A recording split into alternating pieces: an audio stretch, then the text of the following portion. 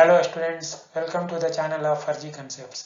आज हम लोग IIT JEE advance 2022 paper 2 chemistry section के अंदर एक single digit integer type question को सॉल्व करेंगे। यहाँ पर आपका जो आंसर होगा वह 0 से 9 तक का कोई इंटीजर हो सकता है। ठीक है, यहाँ पर सही आंसर के लिए +3 मार्क्स, रॉन्ग आंसर के लिए -1 मार्क्स और अनअटेम्प्टेड क्वेश्चन के लिए 0 मार्क्स का प्रोविजन है। यह क्वेश्चन आपके केमिकल इक्विलिब्रियम चैप्टर से उठाया हुआ है और इसमें आयनिक इक्विलिब्रियम और सॉलिड प्रोडक्ट दोनों का कंसेप्ट यूज होगा।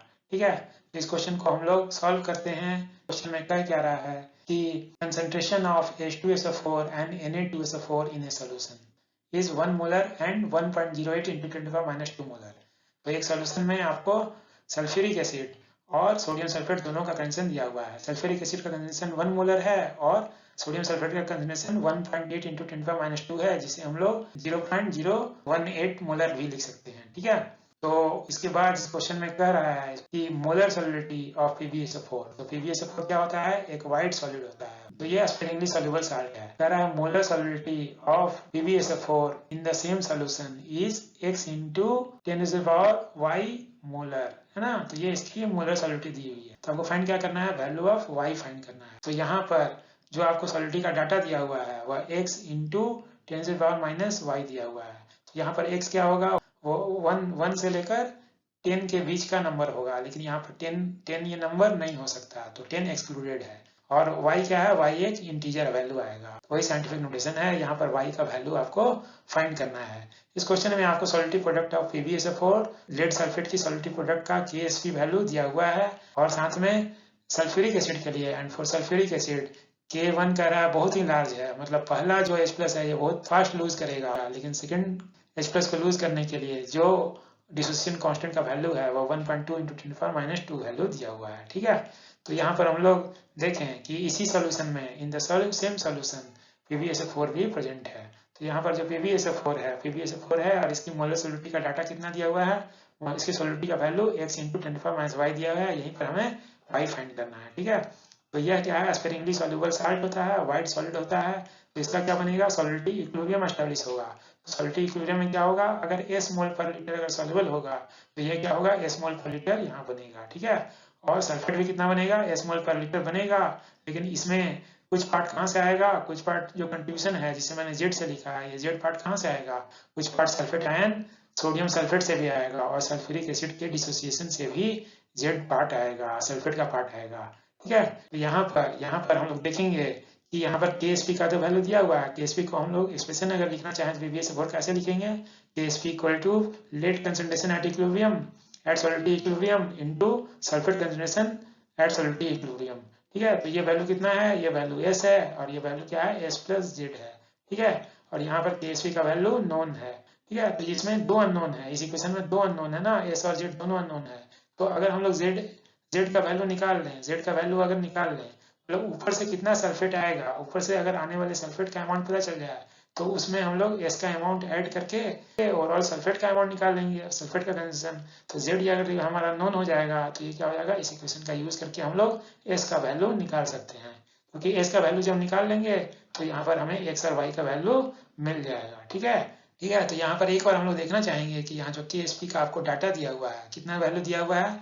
अगर ये यहाँ पर सल्फ्यूरिक एसिड और सोडियम सल्फेट एब्सेंट होते हैं तो इसके बेसिस पर तो ये Z वाला पार्ट नहीं आता तो Ksp का वैल्यू क्या लिखते हैं आप? 1.6 × 10⁻⁸ जो वैल्यू दिया हुआ है Ksp इक्वल टू क्या हो जाता है? यहाँ से भी S लिखते हैं, S मोलर, और यहाँ से भी S मोलर लिखते हैं, तो ये क्या हो जाता है? S² हो जाता है। और S क्या हो जाता है? S अगर आप निकालें तो ये स्क्वायर रूट लेते हैं, 1.6 × 10⁻⁸ लेते हैं, और ये स्क्वायर रूट अगर निकाले हैं तो ये वैल्यू 1.26 × 10⁻⁴ मोलर आएगा। ठीक है, तो ये सॉलिडिटी का वैल्यू कब आता? जब यहाँ पर सल्फ्यूरिक एसिड और सोडियम सल्फेट एब्सेंट होता। तो ये वैल्यू ही लो वैल्यू है, ये वैल्यू क्या है? बहुत ही लो है। ये वैल्यू कितना है? 0.0000126, जो कि बहुत ही लो वैल्यू है ना। इतना मोलर क्या है? S का जो वैल्यू है बहुत ही लो वैल्यू है। तो ये जस्ट वैल्यू को हम लोग ध्यान रखेंगे। मान लीजिए कि Z का वैल्यू, यहाँ जो Z है, Z का वैल्यू अगर बहुत ही ज्यादा आ गया तो हम लोग S को क्या करेंगे? नेग्लेक्ट कर देंगे, S को नेग्लेक्ट कर देंगे। तो ये वैल्यू को रफली हमें जानना है कि सॉलिडिटी प्रोडक्ट का वैल्यू बहुत ही कम है, इसलिए जो अगर न्यूट्रल केस में भी ये वैल्यू बहुत कम बनेगा, तो अगर आपने बाहर से सल्फेट ऐड कर दिया अगर इस अमाउंट को अगर आपने बाहर से ऐड कर दिया तो ओवरऑल इक्विलिब्रियम नेट बैकवर्ड ही जाएगा, बैकवर्ड जाएगा तो एस का वैल्यू और कम हो जाएगा, तो यहाँ पर हमें एस को नेग्लेक्ट कर सकते हैं। तो ये बात हमें ध्यान रखना है। अब हम लोग आगे चलते हैं तो हमने अगर ये पता करना है ना कि जेड का वैल्यू पता करना है तो कितना सल्फेट जो है वो ऊपर से आएगा। तो हम लोग जानते हैं कि सोडियम सल्फेट क्या है, स्ट्रॉन्ग इलेक्ट्रोलाइट है, इसका क्या हो जाएगा 100% डिसोसिएशन हो जाएगा। ठीक है, तो ये पूरा का पूरा जो एक्वस मीडियम में अगर आपने 0.018 मोलर बनाया है सोल्यूशन, इसके 1 मोल से 2 मोल सोडियम आयन बनेगा और 1 मोल सल्फेट आयन। ठीक है, तो इसके बेसिस पर इसका कंसंट्रेशन कितना हो जाएगा सोडियम आयन का 2 × 0.018 हो जाएगा और ये कितना हो जाएगा 0.018 मोलर ही हो जाएगा। ठीक है, उसी तरह हम लोग सल्फ्यूरिक एसिड से जानना चाहेंगे कि कितना सल्फेट आएगा। तो सल्फ्यूरिक एसिड के लिए पहला डिसोसिएशन इक्विलिब्रियम जो है वो कह रहा है Ka1 का वैल्यू क्या है, लार्ज है, वेरी लार्ज। तो इतना लार्ज है ना कि हम लोग इसे इक्विलिब्रियम मानेंगे भी नहीं। ये मानेंगे कि नेट रिएक्शन कहाँ जाएगा, नेट फॉरवर्ड ही जाएगा। नेट जब फॉरवर्ड जाएगा तो ये आपने 1 मोलर लिया था तो ये कितना बनेगा, ये भी 1 मोलर बनेगा और ये भी 1 मोलर बनेगा। ये पूरा का पूरा एक H+ अपना आसानी से लूज कर देगा। तो ये K1 का जो वैल्यू है बहुत ही लार्ज है। और इसके बाद यहाँ जो सल्फेट आयन बनेगा वो कैसे बनेगा, इसकी डिसोसिएशन से बनेगा। तो इसका डिसोसिएशन इक्विलिब्रियम हमें लिखना होगा।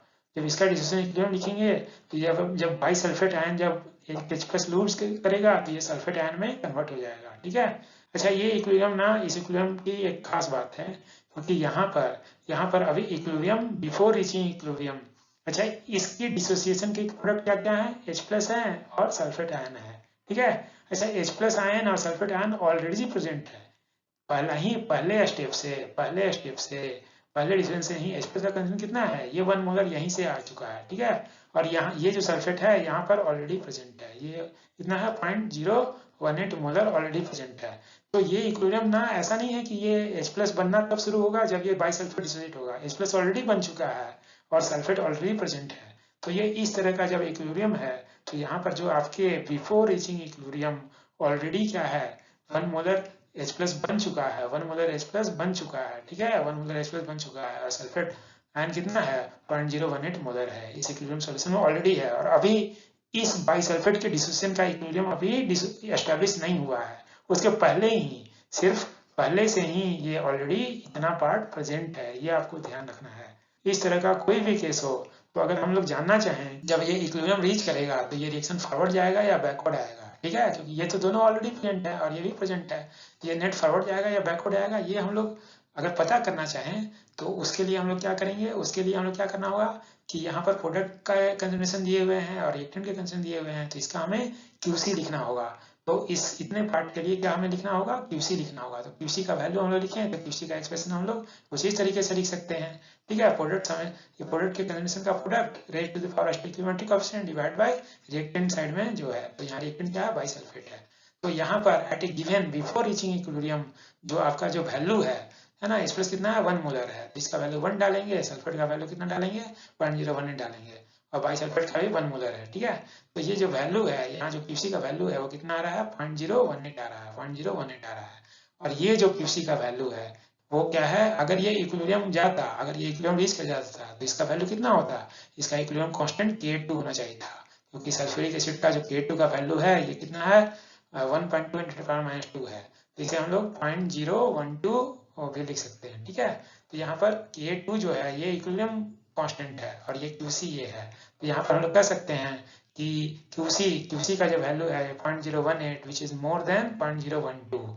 ठीक है, तो यहाँ पर QC का वैल्यू ज्यादा होने के कारण यह रिएक्शन कहाँ आएगा, यह रिएक्शन नेट बैकवर्ड डायरेक्शन में जाएगा। तो हमें क्या करना होगा कि यहाँ से अगर x हम लोग घटाएंगे तो यहाँ से भी x ही घटेगा और यहाँ पर x बनेगा। तो इस तरह से तब जाके वो इक्विलिब्रियम रीच करेगा। तो ये बात को ध्यान रखना है। ठीक है, तो ये बहुत ही इंपॉर्टेंट है ना, ये बहुत ही इंपॉर्टेंट पॉइंट है इस क्वेश्चन का, हाईली कंसेप्चुअल क्वेश्चन है। ये पार्ट अगर आपको पता है तो पता चलेगा कि क्या होगा, रिएक्शन नेट बैकवर्ड आएगा। अदरवाइज अगर आप यहाँ से में से x घटाएंगे तो यहाँ पर 1 + x करेंगे और यहाँ पर 0.018 + x करेंगे, है ना, तो यहाँ पर जब आप निकालेंगे तो x का वैल्यू निगेटिव आ जाएगा। अगर आप पहले से ही उल्टा काम करेंगे ना, उल्टा काम करेंगे कि आपको पता है कि रिएक्शन बैकवर्ड आएगा, तो हम लोग क्या करेंगे कि ये प्रोडक्ट्स में से प्रोडक्ट कंज्यूम होगा और रिएक्टेंट बनेगा। तो इसके बेसिस पर अगर हम लोग आगे लिखें कि एट इक्विलिब्रियम पर ये क्या हो जाएगा, ये हम लोग लिखना चाहें तो इसमें से x घटेगा, तो इसमें से भी x घटेगा, और ये कितना बनेगा, ये वाला इस पार्ट को लिखें तो ये क्या हो जाएगा, 1 + x हो जाएगा। तो ये लिखना पार्ट बहुत ही इंपॉर्टेंट था, ये पार्ट इंपॉर्टेंट है। अदरवाइज अगर आप रिवर्स करेंगे तो x का वैल्यू निगेटिव आएगा, ठीक है। तो आपको कंफ्यूज नहीं होना है, ठीक है। तो हम लोग एक बार जानना चाहेंगे कि x का मैक्सिमम वैल्यू कितना हो सकता है। x का वैल्यू जब यहाँ जो वैल्यू आएगा वो क्या आएगा, पॉजिटिव आएगा। x का जो मैक्सिमम वैल्यू, इसका मैक्सिमम वैल्यू कितना हो सकता है, मैक्सिमम वैल्यू इसका ये 0.018 में से मैक्सिमम आप 0.018 घटा सकते हैं, ठीक है।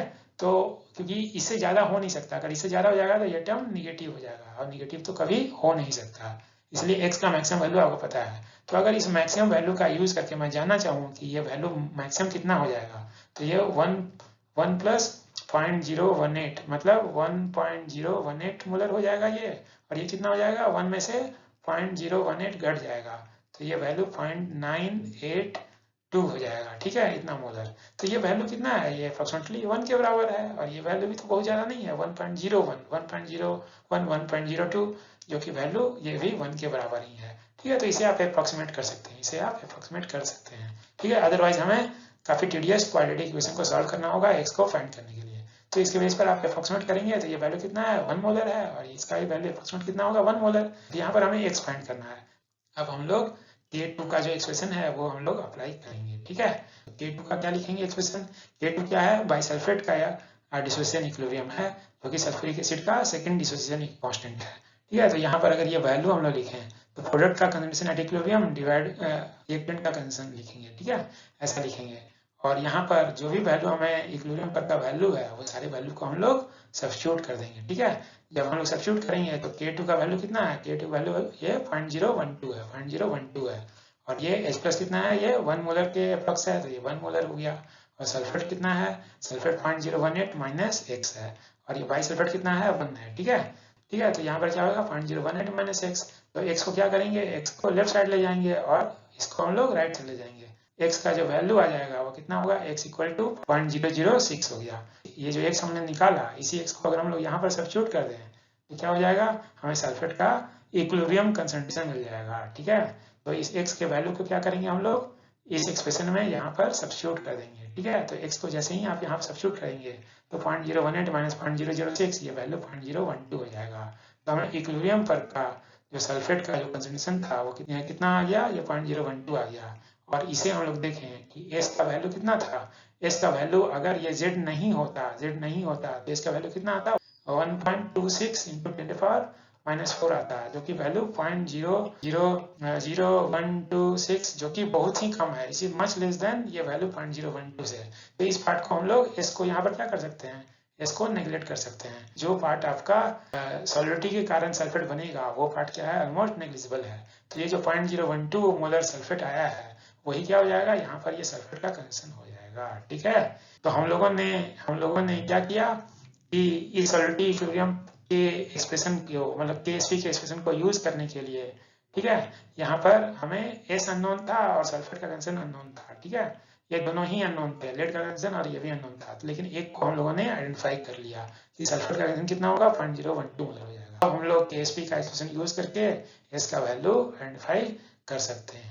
सल्फेट का KSP का जो एक्सप्रेशन है, सॉलिडिटी इक्विलिब्रियम का एक्सप्रेशन, वो हम लोग यूज करेंगे। जो लेड का जो कंसंट्रेशन है, लेड का कंसंट्रेशन को क्या लिखेंगे, लेड का concentration equal to KSP upon sulphate concentration at equilibrium. तो ये जो लेड का कंसंट्रेशन है यही तो S है हमारा, यही S है। तो KSP की वैल्यू कितना दिया हुआ है, KSP का वैल्यू रख दिए हैं, और ये सल्फेट का कंसंट्रेशन का वैल्यू कितना मिला, 0.012 वो रख दिए। तो इसी को हम लोग फर्दर सिंप्लीफाई करते हैं, फर्दर सिंप्लीफाई करेंगे तो 0.012 को 1.2 × 10⁻² लिख दीजिए, और यहाँ पर पॉइंट क्या हो जाएगा, आपका कैंसिल हो जाएगा, पॉइंट कैंसिल हो जाएगा, तो 4 × 3 = 12, 4 × 4 = 16, तो 4/3 को 1.33 लिख देंगे, और ये 10⁻² है, ये ऊपर जाके क्या हो जाएगा, ये कैंसिल होगा तो 10⁻+2 हो जाएगा। तो ये ओवरऑल सम कितना हो जाएगा, 10⁻⁻6 हो जाएगा, ठीक है। तो यही आपका जो लेड का कंसंट्रेशन है, इक्विलिब्रियम कंसंट्रेशन जो है, वही सॉलिडिटी S का वैल्यू है, और वो वैल्यू हम लोगों ने आइडेंटिफाई कर लिया कि ये 1.33 × 10⁻⁻6 मोलर है। और यही तो आपको वैल्यू दिया हुआ है, यही तो बोला हुआ था, यही वैल्यू जो सॉलिडिटी है S है,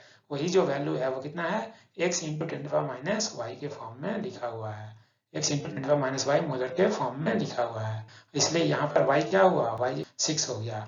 वो वैल्यू ऑफ y को आइडेंटिफाई कर लिया, y के वैल्यू को आइडेंटिफाई कर लिया और y का वैल्यू क्या है, 6 है। तो यहाँ पर हमारा आंसर 6 आ गया और यह जो आंसर है यह ऑफिशियल से मैच होता है। इस बेस पर हम लोगों ने जे एडवांस पेपर 2 के अंदर आयनिक इक्विलिब्रियम और सॉलिड प्रोडक्ट का कंबाइंड जो क्वेश्चन था उस क्वेश्चन को सॉल्व किया। तो थैंक्स फॉर वाचिंग, थैंक्स।